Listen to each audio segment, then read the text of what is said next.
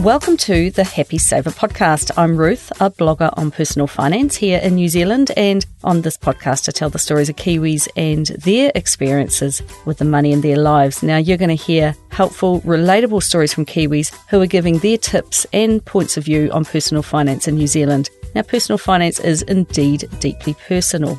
So with that being said, in this week's podcast I spoke with Jo from Wellington. Now, just setting up a meeting with Jo was a job in itself. She is a busy mum of a 2-year-old. They had just returned from an overseas trip and she is juggling parenting with a 30-hour work week while her partner is working as well. But we had a great chat where she told me how at a very young age she was encouraged into buying property, and she discussed how that decision has impacted her over the years. But before I get started, I just have a quick message from today's sponsor. I'm excited to have Hatch supporting today's episode because for the first time they make investing in the US share markets easy and affordable for Kiwis. Hatch is Kiwi Wealth's digital investing platform. In fact, they are 100% Kiwi owned and operated by the Kiwi Group family, who are committed to helping Kiwis be as wealthy as they should be. Investing in exchange-traded funds is an easy way to diversify your portfolio, and Hatch has hundreds of ETFs to choose from, using the biggest fund managers like Vanguard, BlackRock and Spider. Investors can also back their view of the future by investing in global megatrends. If you think plant-based proteins, robotics and electric cars will shape the world we live in, well, you can now invest in a company at the forefront of the trend, or in an exchange-traded fund and get a stake in multiple companies leading the way. So to easily invest in the largest share markets in the world, head to hatch.as/thehappysaver.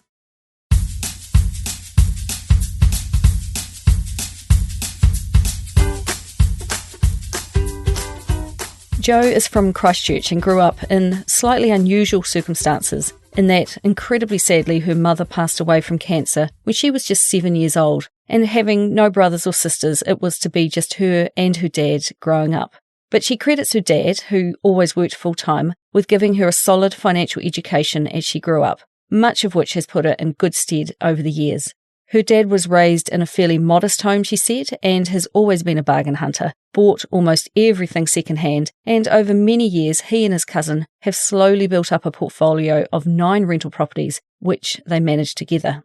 Her dad really taught her the value of working for your money. He was not going to just give her a handout every time she wanted something, and she said that watching cousins and friends living the high life and jumping from one hobby to the next, with their parents picking up the cheque, and being given whatever they asked for, was hard, and she said that she had no mother, no siblings, and her dad was working full-time, and at the time she felt that he was being stingy and that she was really missing out. But now, looking back, those same people who were repeatedly given everything, with little or no effort from them required, are now actually not too good at handling the money that they now have to go out and earn themselves. Jo said that her father spent money in a more meaningful way, and that after a while she and her dad did start to travel overseas and have all kinds of experiences together, and looking back she is now extremely thankful for the way she was raised, and hindsight is good like that. She got her first proper paid job at about the age of 16, working in a Countdown supermarket bakery, and from the get-go she saved much of this money for her university fees.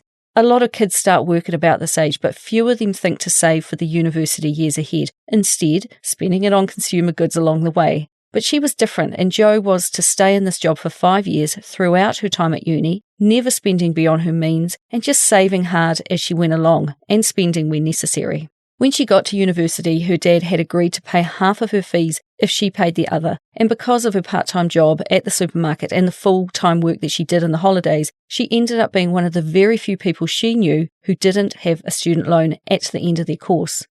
She said that everyone else talked about their student loans because they all had them, and that was the first time that she kind of realised, I don't actually have one, and that she had gone about things slightly differently to most. When she became an adult and was able to look back, she can actually now appreciate that her father was teaching her some really good working and spending habits very early in life, and she says she inherited the bargain bug from him, and he was pivotal in enabling her to see the value of money. For example, at about the age of 19, she was going to garage sales each weekend to find the biggest clothing bargains that she could, and she was putting out flyers around her neighbourhood offering to pay $5 per bag of clothes. Then she would go down to the well-known Riccarton markets in Christchurch and sell these clothes for a profit, and there were many instances of ways that she found to bring in some extra income over the years. At university, she started down the path of a degree in geography, which she said was probably more to do with peer pressure from her friends, as it was a really popular course and a cool thing to do. Apparently, it was what the people with the best social life were studying. She also did statistics and maths from year one, and whereas the geography lectures were jam-packed, you could count on two hands the people in her math lectures. Partway through the second year, she thought, what am I doing here in geography? So she made what turned out to be the best decision ever, and she decided to go with what she was good at, and she picked up more statistics papers.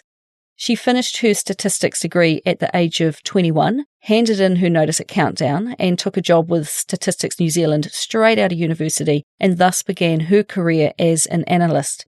She said that having suffered such a huge loss, the death of her mother at such a young age, her career came a source of real enjoyment, and in many ways, she said, was one of her saving graces, and she is still enjoying this profession today. In about 2002, and at the young age of 22, her father encouraged her and helped her to buy a rental property, a modest two-bedroom townhouse in Christchurch, for $140,000 that she still has today, and she considers this purchase at such a young age as her greatest financial triumph. It was built in 1991, and Jo said it has been cash flow positive ever since she purchased it, and today it values at about $390,000. She said that she now thinks it was pretty crappily built, a leaky 1990s building without the leaks, she said, but it got all-day sun, it had a lovely courtyard to the north, and it was very easy to rent from day one. She does not quite recall how the numbers worked out, but sometime earlier she had received an inheritance of $12,000, and she had some of that left, which she pulled with her savings, and this made up the deposit. It was probably about $20,000, she thought.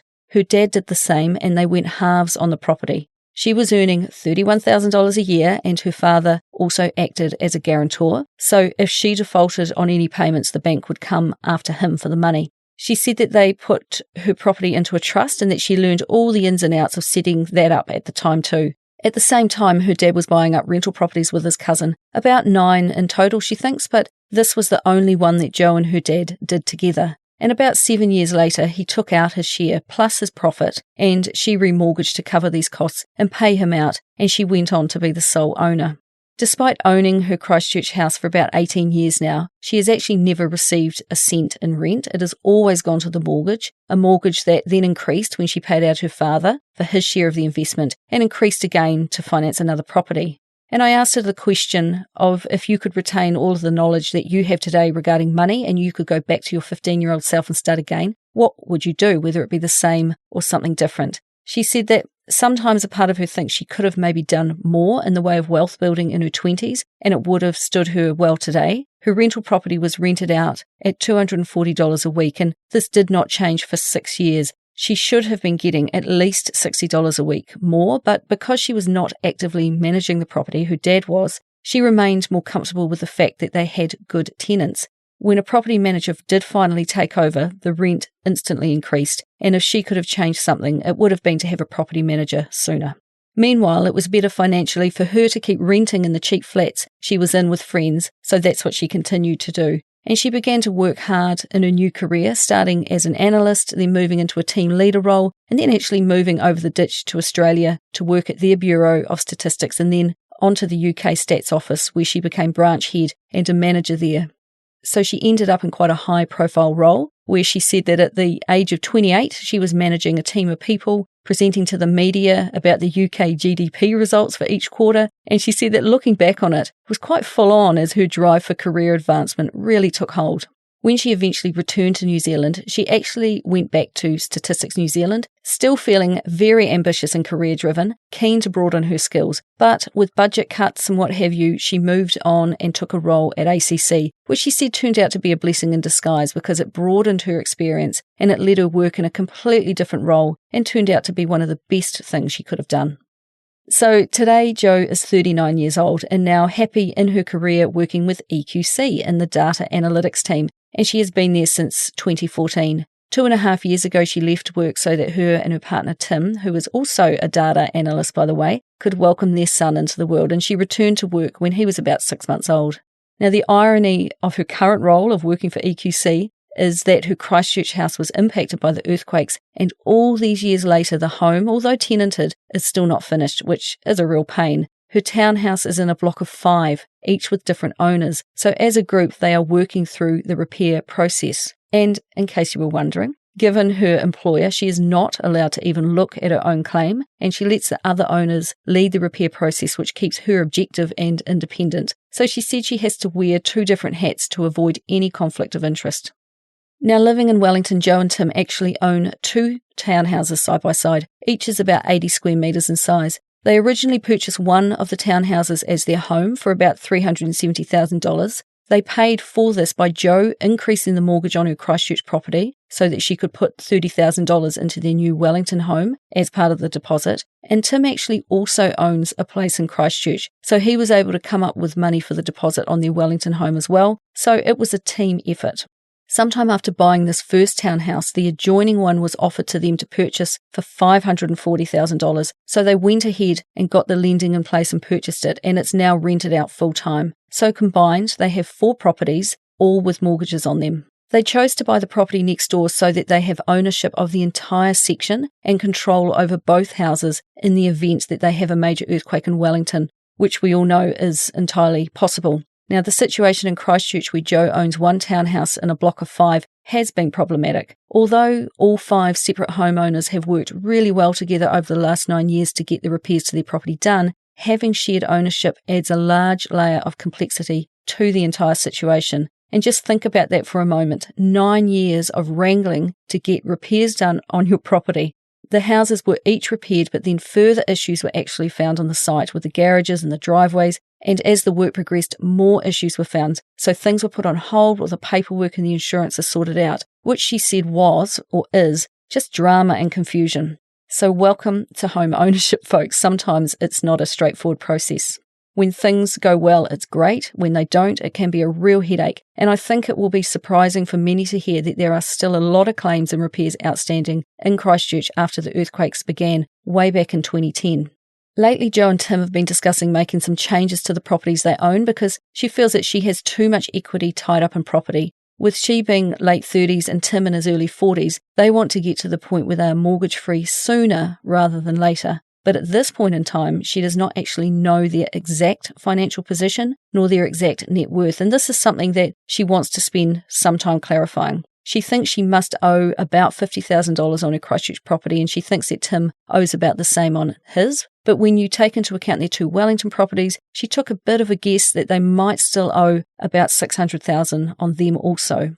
Now, for someone who works as an analyst, it did surprise me that she was not concrete on her numbers. But then when I reflected on it, it's probably not really surprising at all. If you work all day analysing data, it's probably not something you want to do at home as well. And if you feel that you've got your system set up to pay the mortgage and what have you, then it probably does not need too much close attention. Or does it? Both of them have lived with debt for a long time, and I gather from the lack of surety around the numbers that paying a mortgage is just something that happens without too much thought. But Jo is coming around to the idea that this might need to change, hence her starting to work towards clarifying their exact financial position and working out exactly what they owe and what they own. They're thinking about selling up both Christchurch houses once her insurance and repairs are sorted, and putting all of that equity against their Wellington mortgages, because they do now both want to get to the point of having no mortgages at all.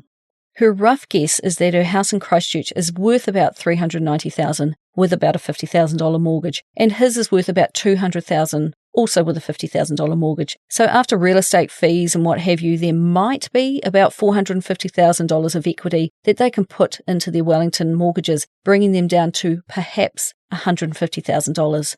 But there is a lot of maybe and might be going on here. They really do not quite know.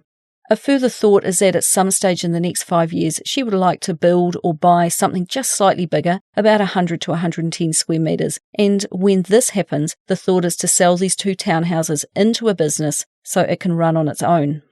I think that Jo's situation is not at all uncommon in New Zealand. People acquire one property, they use the rent to pay the mortgage, then they leverage against that property to acquire a second and maybe a third. And on it goes, with the acquisition of more property being the goal, not debt payoff as such.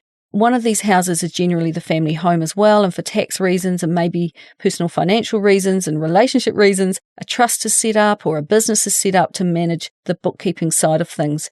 Sometimes you can feel like you are making progress creating the structure, but to me, the simple act of owning property can become confusing and overly complicated when there are mortgages involved and what have you, and can really lengthen the payoff time of those properties, and you can just quietly settle into a pattern of endlessly paying off one mortgage or another for life.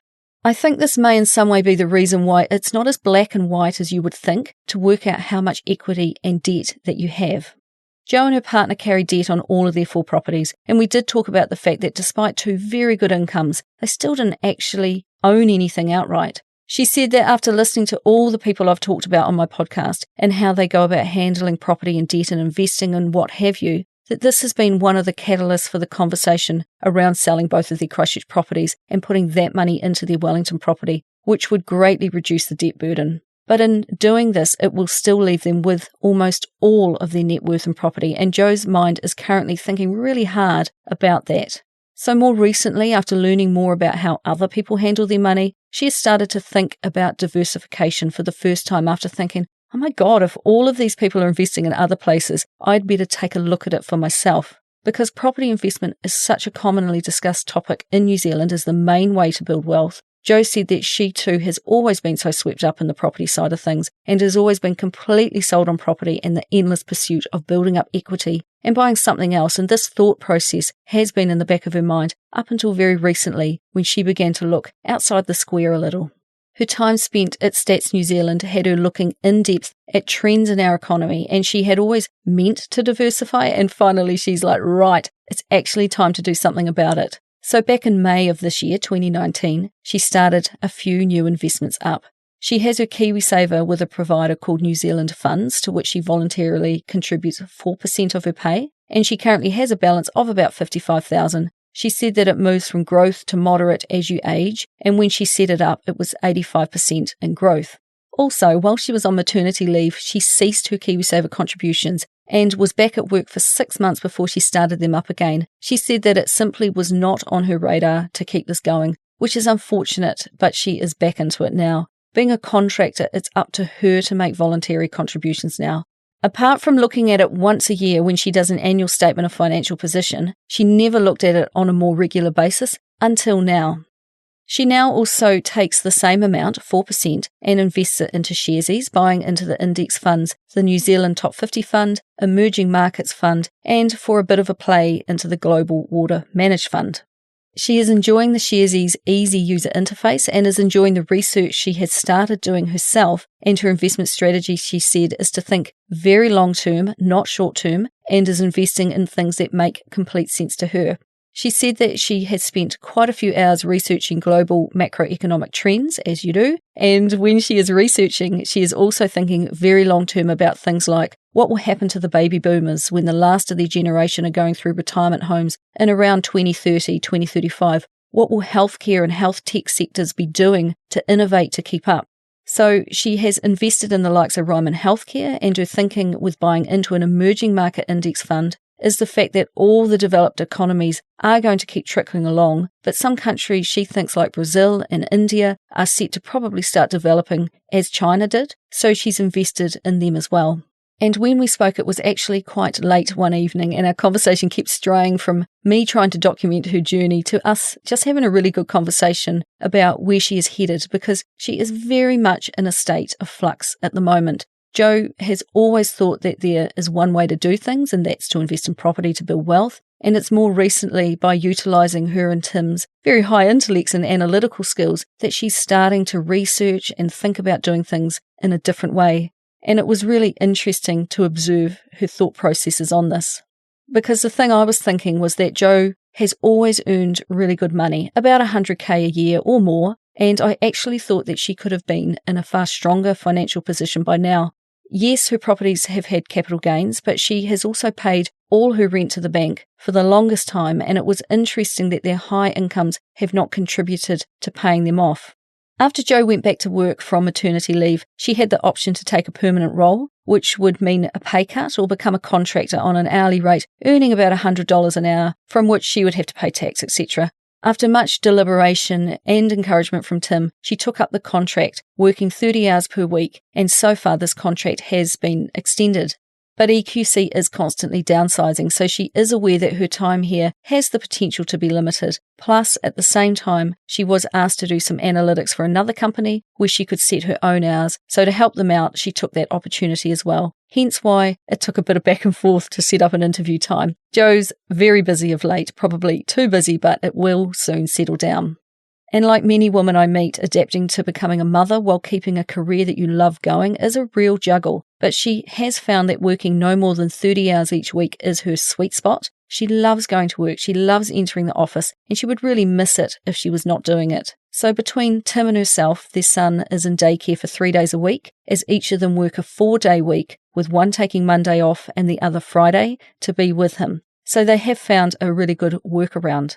But this arrangement still means that they are paying $570 each week in daycare costs, which, if I'm honest, absolutely blew me away. When their son turns 3, they will start to receive 20 hours of paid childcare by the government, but the whole time that they've been putting him into care, they pay a bill of $570 per week, which to many in New Zealand would be an entire person's paycheck. But as Jo pointed out, the amount she makes each week is so much greater than the amount they pay in childcare, so it is affordable to them, but it's still a massive weekly outgoing. Given that her contract at work could end, I asked her if she kept an emergency fund which could cover these expenses. Well, no, she does not, and she guessed that her emergency fund could potentially come from the tax that she has set aside from her contracting work. She's been putting aside 33% from every paycheck, and it's been building up while she waits for an accountant to tell her exactly how much she needs to pay in tax. It would be less than ideal to use this money, which has been earmarked for tax, but there is cash there nonetheless. As a family, they've recently had a 6-week trip to Europe, and to organise and book and plan for this, she took a bit of extra time off work each week to sort the trip. And it was during this planning time that she also started to look at their finances much more closely. As a couple, they had been using a system called SAS, which is a pretty gutsy software system for working out your household finances. But remember that these two are data analysts. Tim would come home with graphs, etc. of their situation, which he had been tracking and which they would discuss. But in the last 4 months, they've joined up with Pocketsmith, a New Zealand personal finance software company. And I've provided a link to them on the tools and resources page of my website, thehappysaver.com. Now, for about the last 5 months, they've started having monthly finance meetings. They meet in their lunch hour. Tim organises lunch. They get a meeting room at his work and they pull up their Pocketsmith and they review it and they talk about their income and their expenditure in regards to all of their household budgets that they've created. They're still trying to find the perfect way to make the data tell their own story. Pocketsmith can do so much that it does take time to get your head around. But it's working and they are starting to build a picture of how they are tracking, so the meetings are really well worth it. She said that prior to doing this, Tim in particular had been worried about their finances because since having a child, they've been so busy with their baby that their budgeting for household expenditure was not as good as it used to be, and they are spending more than normal prior to having a child, and there is a level of lifestyle creep that he was beginning to feel uncomfortable with. Possessions-wise, Jo has always been a massive bargain hunter, just like her dad is, spending lots of time at garage sales when she was young and lots of time at op shops since then. In fact, she has hardly bought a new piece of clothing or furniture item for many years, although there have been times when she said that she did get a bit addicted to op shopping in a slightly more dangerous way, like when her son was first born. She said that since initiating these meetings, they are both really talking proactively about their money now, and for Tim, his worry is gone because they're discussing things openly and clearly now and are working together towards common goals. I think that this is a brilliant idea to get a couple both on the same page, a set time to focus your attention on nothing else but your household finances, and it's an opportunity to discuss the fears they each have and of course also the ideas and the goals that they both have. You won't have a single meeting and come away with the plan set up. No way, because if you've been doing things a certain way for a very long time, changing course also takes time. Month by month, they discover better ways of organising their money, and they work out how they would like to categorise their spending, or how much to divert to KiwiSaver, exactly how much is remaining on their debt, or how much to set aside for a holiday, or whatever spending decision it is that they have facing them. So it's because of these meetings that Jo is probably spending less time in secondhand stores and is turning her attention to investing in something outside of housing for the first time. And I felt very privileged to have a chat with her at a stage in her life where she's learning a new approach, getting her head around their exact financial position and looking to diversify in the years ahead.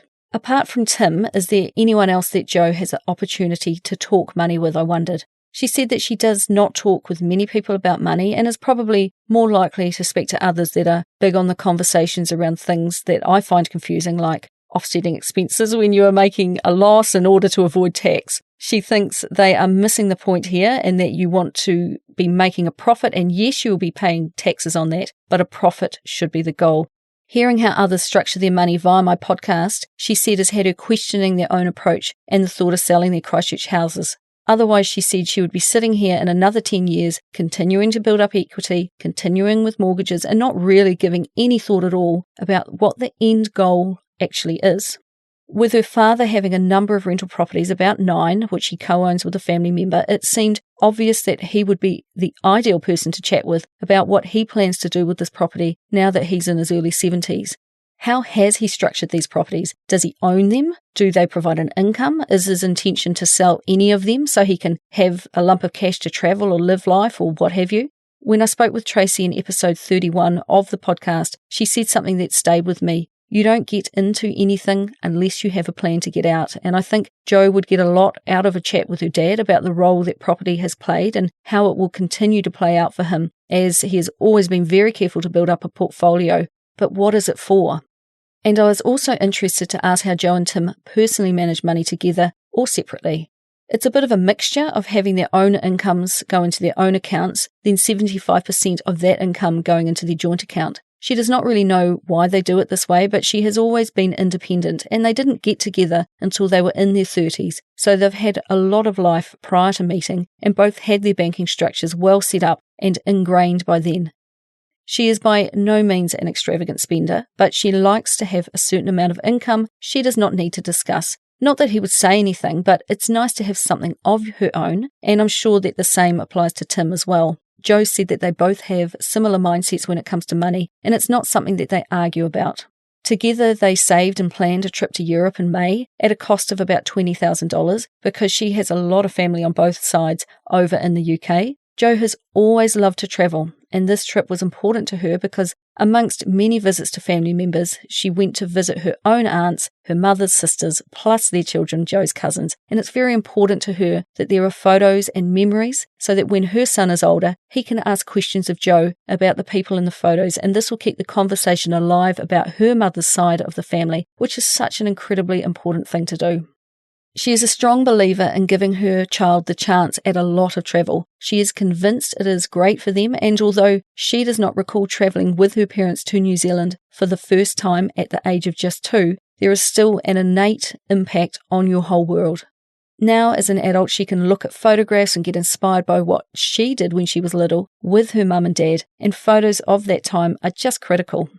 When she was 10, her father took her out of school and she spent 5 months travelling around the world, where the only academic thing she did was to keep a diary. This completely drove her passion for travel, and it's been such a positive thing in her life. It has helped shape her personality, and it's made her very open to different cultures and foods and helped her meet new people and create connections.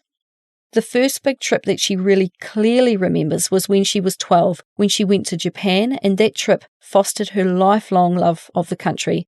The things you do when you are younger have a much bigger impact on you, she believes, and she now has lots of Japanese friends. She has continued to learn Japanese, has travelled there 6 times, and wants to go over there and teach one day. And all of this was started by a trip she did when she was just 12 years old.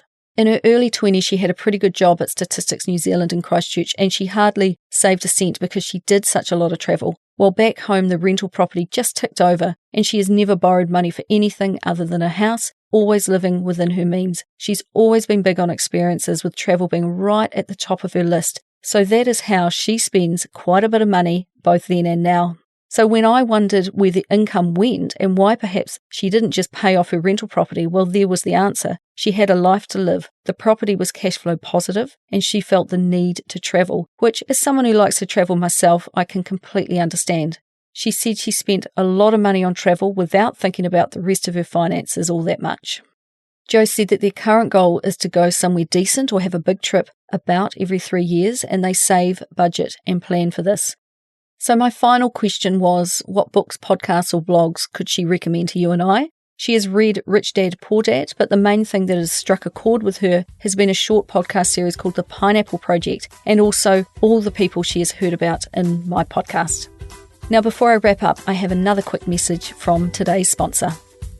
Thanks again to Hatch for supporting The Happy Saver. Whether you are new to investing or an experienced investor, for the first time Hatch gives Kiwis easy and affordable access to the most recognisable companies via the US share markets.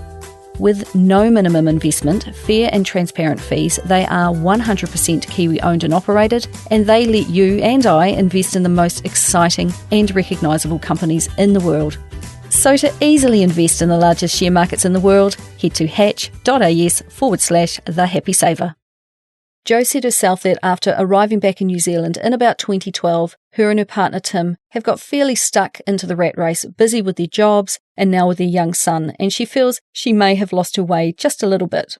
Having a child has made Jo reflect on her life and think about doing things differently. Kids are good like that. They have a habit of turning our lives upside down and forcing us to transition into a new normal. While we spoke, I actually wrote a note to myself which said, I think Jo has been on autopilot, but is a person primed for doing things even better. She has ultimately followed her dad's example into buying property, but is about to take it up a gear just as soon as she learns how. Now, everyone needs an aha moment to change, and she is having her moment now as she steadily acquires more knowledge. This year, 2019, has seen Jo discover a way to invest outside of what she knows, housing. As she began to dabble in KiwiSaver, index funds and managed funds, and she thinks it has the potential to be a fun way of going about it, and her plan is to continue with these investments in an ongoing and regular basis. Jo likes property and she likes managing it. It's of interest to her and not a chore, but she wants to find a way to spread their money a little more evenly and rebalance their portfolio, something she has always wanted to do but until now never quite ended up doing. The monthly finance meetings between her and Tim have proved really useful in terms of starting to think even more as a team about their longer-term financial decisions. Making the decision, in theory at least, to sell their 2 Christchurch properties will have a big impact on the rest of their finances. And it's still early days, and it will be interesting to stay in touch with Jo and just see how this all plays out. Finally, I just want to thank Jo so much for taking time and for sharing her journey with you and I. I feel she is very much on the cusp of a whole heap of new knowledge, which is going to lead her to a whole heap of new experiences in the coming years. And during our conversation about the winding road she's been on previously, I could just feel her energy and see her building a new plan or a new strategy which will actively formulate into some clear goals to head for and achieve over the next 5 years. This year in particular, she is gathering momentum, and in her own words, she said that she feels like this balloon is coming and it's going to take her to this new world. From a trickle, it's going to turn into a flood of new knowledge. Now, I love seeing people transform their relationship with money in this way, and I wish Jo and Tim all the very best. So that's all from me this week. I'll be back next week with another money journey of another Kiwi. If you enjoyed today's episode, please hit subscribe and it will automatically update in your podcast app each time I do release a new episode. And if you want to get in touch, you can find me at thehappysaver.com. And I would love it if you could leave me a 5-star rating and review in Apple Podcast or wherever you listen to podcasts. And please do share this with your friends. Those are the best ways that people can learn about my podcast. And I would love it if you would talk more about money with your own friends and help me continue to help others be better with money. So until next time, happy saving.